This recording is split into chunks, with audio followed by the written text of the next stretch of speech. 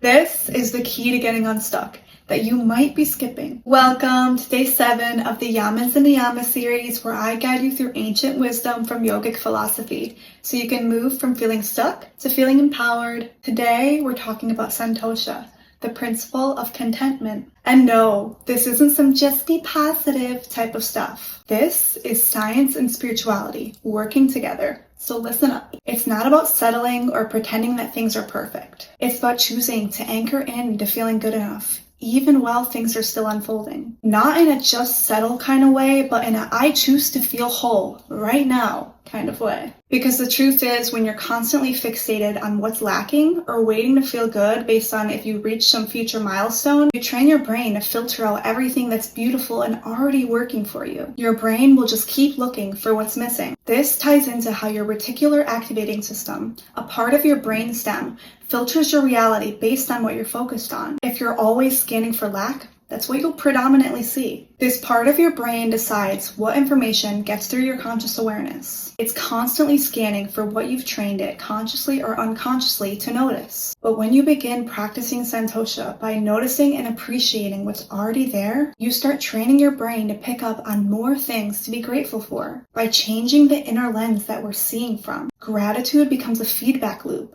that opens your heart and shifts your energy. You stop spinning in circles of not feeling enough, and you start moving from a place of grounded wholeness. And here's why this gets you unstuck. When you're caught in the past, you're reliving old pain. When you're caught in the future, you're often tangled in fear or pressure. But the present moment is where your creative power lives. Allowing yourself to feel content brings you back to the now. And when you feel safe, whole, and present, you can actually hear your heart again. And from that space, clarity arises. You start sensing what the next step is, not from pressure, but from inner peace. Getting unstuck isn't always about forcing yourself into effort. Sometimes it's about softening into the feeling of enoughness, reconnecting with your truth, and letting the path reveal itself through presence. When we feel stuck, it's not because we're broken.